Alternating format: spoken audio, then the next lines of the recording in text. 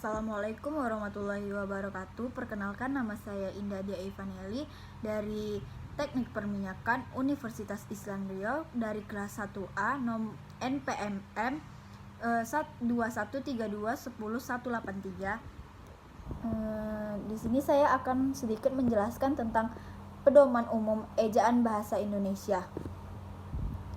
Yang pertama yaitu pemakaian huruf.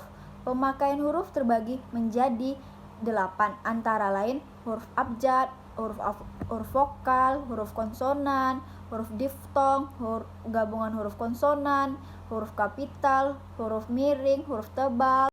Selanjutnya yaitu huruf abjad. Huruf abjad terdiri dari A, B, C, D, E, F, G, H, I, J, K, L, M, N, O, P, Q, R, S, T, U, V, W, X, Y, Z. Selanjutnya yaitu huruf vokal. Huruf vokal adalah huruf yang melambangkan vokal dalam bahasa Indonesia. Terdiri dari A, I, U, E, O. Selanjutnya huruf konsonan. Huruf konsonan adalah huruf yang melambangkan konsonan dalam bahasa Indonesia yang terdiri dari atas huruf B, C, D, F, G, H, I, J, K, L, M, N, P, Q, R, S, T, V, W, X, Y, Z. Selanjutnya yaitu huruf diftong. Di dalam bahasa Indonesia terdapat diftong yang dilambangkan dengan AL, AU, dan OI. Misalnya pandai, yang di ujungnya AI, amboy, yang di ujungnya OI, saudara, AU. Nya yaitu gabungan huruf konsonan. Di dalam bahasa Indonesia terdapat 4 gabungan huruf yang melambangkan konsonan, yaitu KH, NG, NY, dan SY. Masing-masing melambangkan satu bunyi konsonan. Misalnya khusus, ngilu, nyata, dan syarat. Huruf kapital. Huruf kapital dipakai sebagai huruf pertama kata pada awal kalimat. Yang kedua, huruf kapital dipakai sebagai huruf pertama petikan langsung. Yang ketiga, huruf kapital dipakai sebagai huruf pertama dalam ungkapan yang berhubungan dengan nama, Tuhan, dan kitab suci, termasuk kata ganti untuk Tuhan. Yang keempat, huruf kapital dipakai untuk sebagai huruf nama, gelar, kehormatan, keturunan, dan keagamaan yang diikuti oleh seseorang. Yang kelima, huruf kapital dipakai sebagai huruf nama, jabatan, dan pangkat yang diikuti nama. Yang keenam, huruf kapital dipakai sebagai huruf pertama sebagai nama orang. Yang ketujuh, huruf kapital yang dipakai sebagai huruf pertama nama bangsa, suku bangsa, dan bahasa. Yang kedelapan, huruf kapital dipakai sebagai huruf pertama nama Tuhan, nama tahun, bulan, hari raya, dan peristiwa sejarah. Yang kesembilan, huruf kapital sebagai huruf pertama nama khas dalam geografi. Yang ke-10, huruf kapital sebagai huruf pertama nama badan resmi, lembaga pemerintahan, dan ketatanegaraan, serta nama dokumen resmi. Yang ke-11, huruf kapital dipakai sebagai huruf pertama nama semua kata di dalam nama buku, majalah, surat kabar. Yang ke-12, huruf kapital dipakai sebagai huruf pertama dalam singkatan nama, gelar, pangkat, dan sapaan. 12. Huruf kapital dipakai sebagai huruf pertama dalam singkatan nama, gelar, pangkat, dan sapaan. Selanjutnya yaitu huruf miring. Yang pertama yaitu huruf miring dalam cetakan dipakai untuk menuliskan nama buku, majalah, dan surat kabar yang dikutip dalam karangan. Yang kedua, huruf miring dalam cetakan dipakai untuk menegaskan atau kelompok kata.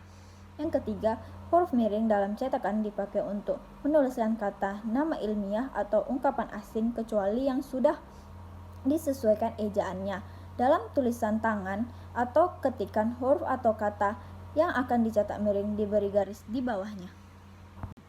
Selanjutnya yaitu huruf tebal. Yang pertama, huruf tebal dipakai untuk menegaskan bagian tulisan yang sudah dicetak miring. Yang kedua, huruf tebal dapat dipakai untuk menegaskan bagian-bagian karangan seperti judul buku, bab, atau subbab.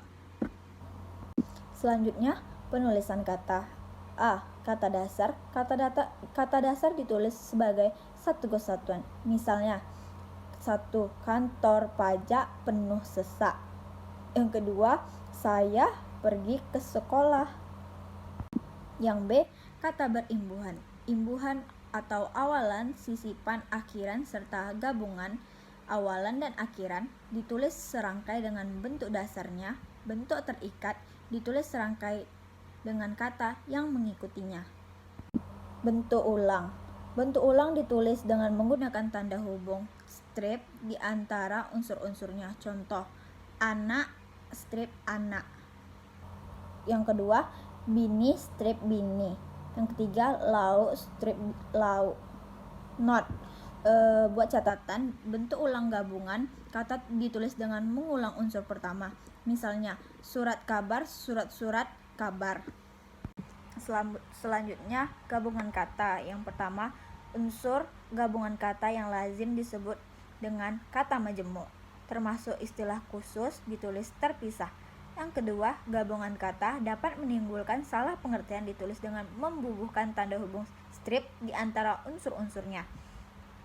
Yang ketiga, gabungan kata-kata yang penulisannya terpisah tetap ditulis terpisah jika mendapat awalan atau akhiran. Yang keempat, gabungan kata yang mendapatkan awalan dan akhiran sekaligus ditulis serangkai. Yang kelima, gabungan kata yang sudah padu ditulis serangkai. Selanjutnya, pemenggalan kata.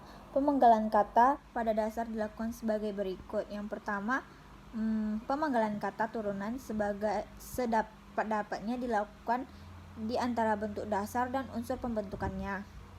Yang kedua, jika sebuah kata terdiri atas dua unsur atau lebih dan salah satu unsurnya itu dapat bergabung dengan unsur lain, pemenggalannya dilakukan di antara unsur-unsur itu. Tiap unsur gabungan itu dipenggal seperti pada kata dasar. Yang ketiga, nama orang yang terdiri atau dua unsur atau lebih pada akhir baris dipenggal di antara unsur-unsur. Yang keempat, singkatan nama diri dan gelar yang terdiri atas dua huruf atau lebih tidak dipenggal. Selanjutnya, kata depan. Kata depan seperti di, ke, dari ditulis terpisah dari kata yang mengikutinya. Misalnya, di mana dia sekarang. Yang kedua, kain itu disimpan di dalam lemari. Yang ketiga, dia ikut terjun. Selanjutnya yaitu singkatan dan akronim. Singkatan yang terdiri atas huruf awal setiap kata nama lembaga pemerintahan dan ketatanegaraan, lembaga pendidikan, badan atau organisasi, serta nama dokumen resmi ditulis dengan huruf kapital tanpa tanda titik. Yang kedua, singkatan nama orang, gelar, sapaan, jabatan atau pangkat diikuti tanda titik pada setiap unsur singkatan. Yang ketiga, singkatan yang terdiri atas huruf awal setiap kata yang buah nama diri ditulis dengan huruf kapital tanpa tanda titik. Selanjutnya, singkatan yang terdiri dari atas 3 huruf atau lebih diikuti dengan tanda titik. Yang selanjutnya, lambang kimia, singkatan satuan ukuran takaran timbangan dan mata uang yang tidak diikuti tanda titik. Selanjutnya, akronim. Nama diri yang terdiri atas huruf awal setiap kata ditulis dengan huruf kapital tanpa tanda titik. Selanjutnya, akronim. Nama diri yang berupa gabungan suku kata atau gabungan huruf dan suku kata dari deret kata ditulis dengan huruf awal kapital. Selanjutnya partikel.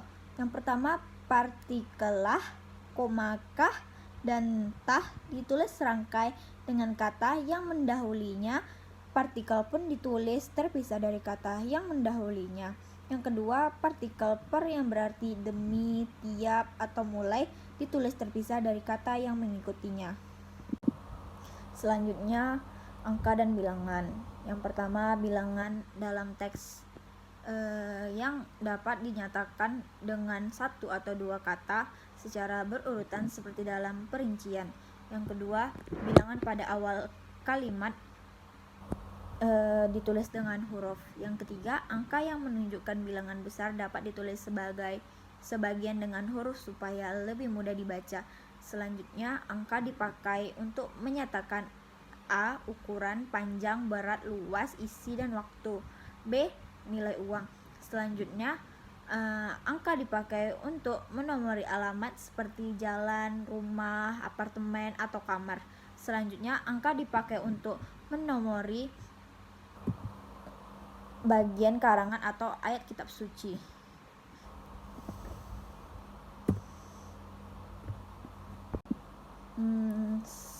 Selanjutnya, kata ganti. Kata gantiku dan kau ditulis serangkai dengan kata yang mengikutinya, sedangkan ku, mu, dan nya ditulis serangkai dengan kata yang mendahulunya. Contoh, rumah itu telah kujual. Selanjutnya, contoh yang kedua, rumahnya sedang diperbaiki. Selanjutnya, kata sandang. Kata si dan sang ditulis terpisah dari kata yang mengikutinya.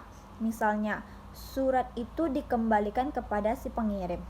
Toko itu memberikan hadiah kepada si pembeli. Ibu itu menghadiahi sang suami kemeja batik. Selanjutnya, pemakaian tanda baca. Yang pertama yaitu tanda titik dipakai pada akhir kalimat pernyataan. Yang kedua, tanda titik dipakai di belakang angka atau huruf dalam suatu bagan ikhtisar atau daftar. Yang ketiga, tanda titik dipakai untuk memisahkan angka, jam, menit, dan detik yang menunjukkan waktu atau jangka waktu. Selanjutnya, yang ketiga, tanda titik dipakai dalam daftar pusaka di antara nama penulis, tahun, judul tulisan. Selanjutnya, tanda koma. Yang pertama, tanda koma dipakai sebelum kata penghubung seperti tetapi, melainkan, dan sedangkan dalam kalimat majemuk atau setara. Yang kedua, tanda koma dipakai untuk memisahkan anak kalimat yang mendahului induk kalimatnya.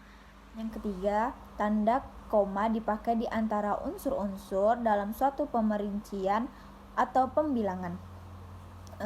Yang keempat, tanda koma dipakai di belakang kata atau ungkapan penghubung antar kalimat. Kelima, tanda koma dipakai sebelum dan atau sesudah kata seru seperti oh, ya, wah, aduh, dan lain-lain. Yang keenam, tanda koma dipakai untuk memisahkan petikan langsung dari bagian lain dalam kalimat. Yang ketujuh, tanda koma dipakai untuk memisahkan bagian nama yang dibalik susunannya dalam daftar pustaka. Yang kesembilan, tanda koma dipakai di antara bagian-bagian dalam catatan kaki atau catatan akhir. Yang ke-10, tanda koma dipakai di antara nama-nama orang dan singkatan gelar akademis yang mengikutinya untuk membedakan dari singkatan nama diri, keluarga, ataupun marga. Selanjutnya, tanda titik koma. Yang pertama, tanda titik koma dapat dipakai sebagai pengganti kata penghubung untuk memisahkan kalimat setara yang satu dari kalimat setara yang lain di dalam kalimat majemuk. Yang kedua, tanda titik koma dipakai pada akhiran perincian yang berupa klausa, contoh berijazah sarjana SI titik koma.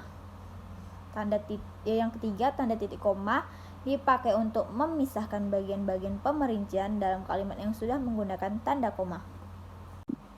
Selanjutnya yaitu tanda titik dua. Yang pertama, tanda titik dua dipakai pada akhir suatu pernyataan lengkap yang diikuti oleh perincian atau penjelasan. Yang kedua, tanda titik dua tidak dipakai jika perincian atau penjelasan itu merupakan pelengkap yang mengakhiri pernyataan. Yang ketiga, tanda titik dua dipakai sesudah kata atau ungkapan yang memerlukan pemeriaan. Selanjutnya, yang keempat, tanda titik dua dipakai dalam naskah drama sesudah kata yang menunjukkan pelaku dalam percakapan. Selanjutnya tanda hubung. Yang pertama, tanda hubung dipakai untuk menandai bagian kata yang terpenggal oleh penggantian baris. Yang kedua, tanda hubung dipakai untuk menyambung unsur kata ulang. Yang ketiga, tanda hubung dipakai untuk menyambung tanggal, bulan, dan tahun yang dinyatakan dengan angka atau menyambung huruf dalam kata yang dieja satu-satu. Yang keempat, tanda hubung dapat dipakai untuk memperjelas hubungan bagian kata atau ungkapan. Yang kelima, tanda hubung dipakai untuk merangkai. Tanda hubung dipakai untuk merangkai unsur bahasa Indonesia dengan unsur bahasa daerah atau asing. Yang selanjutnya, tanda pisah. Yang pertama, tanda pisah dapat dipakai untuk membatasi penyisipan kata atau kalimat yang memberi penjelasan di luar bangun kalimat. Yang kedua, tanda pisah dapat dipakai juga untuk menegaskan adanya keterangan aposisi atau keterangan yang lain. Yang ketiga, tanda pisah dipakai di antara dua bilangan tanggal atau tempat yang berarti sampai dengan atau sampai ke. Selanjutnya yaitu tanda tanya. Tanda tanya dipakai pada akhir kalimat tanya. Tanda tanya juga dipakai dalam tanda kurung untuk menyatakan bagian kalimat yang disangsikan atau yang kurang dapat dibuktikan dengan kebenarannya. Selanjutnya yaitu tanda seru. Tanda seru dipakai untuk mengakhiri ungkapan pernyataan yang berupa seruan atau perintah yang menggambarkan kesungguhan, ketidakpercayaan atau emosi yang kuat. Misalnya, alangkah indahnya taman laut di Bunaken. Yang kedua, merdeka. Yang ketiga, bayarlah pajak tepat pada waktunya. Selanjutnya, tanda elips. Tanda elips dipakai untuk menunjukkan bahwa dalam suatu kalimat atau kutipan ada bagian yang dihilangkan. Misalnya, penyebab kemerosotan ... akan diteliti lebih lanjut. Dalam Undang-Undang Dasar 1945 disebutkan bahwa bahasa negara ialah ... Tanda elips dipakai untuk menulis ujaran yang tidak selesai dalam dialog. Menurut saya ... seperti ... bagaimana, Bu? Selanjutnya yaitu tanda petik. Tanda petik dipakai untuk mengapit petikan langsung yang berasal dari pembicaraan, naskah, atau bahan tertulis lainnya. Tanda petik dipakai untuk mengapit judul sajak, lagu, film, sinetron, artikel, naskah, atau bab buku yang dipakai dalam kalimat. Tanda petik dipakai untuk mengapit istilah ilmiah yang kurang dikenal atau kata-kata yang mempunyai arti khusus. Tanda petik tunggal. Tanda petik tunggal dipakai untuk mengapit petikan yang terdapat dalam petikan lain. Tanda petik tunggal dipakai untuk mengapit makna, terjemahan, atau penjelasan kata atau ungkapan. Selanjutnya tanda kurung. Yang pertama, tanda kurung dipakai untuk mengapit tambahan keterangan atau penjelasan. Yang kedua, tanda kurung dipakai untuk mengapit keterangan atau penjelasan yang bukan bagian utama kalimat. Yang ketiga, tanda kurung dipakai untuk mengapit huruf atau kata yang keberadaannya di dalam teks dapat dimunculkan atau dihilangkan. Yang keempat, tanda kurung dipakai untuk mengapit huruf atau angka yang digunakan sebagai penanda perincian. Selanjutnya, penulisan unsur serapan. Dalam perkembangan bahasa Indonesia menyerap unsur dari berbagai bahasa, baik dari bahasa daerah seperti bahasa Jawa, Sunda, dan Bali, maupun bahasa asing seperti bahasa Sanskerta, Arab, Portugis, Belanda, Cina, dan Inggris. Berdasarkan taraf integrasinya, unsur serapan dalam bahasa Indonesia dapat dibagi menjadi dua kelompok besar. Sekian, terima kasih. Saya ucapkan terima kasih dan selamat menonton. Mohon maaf apabila ada kata dan kesalahan yang tak tersengaja. Saya akhiri dengan Assalamualaikum warahmatullahi wabarakatuh.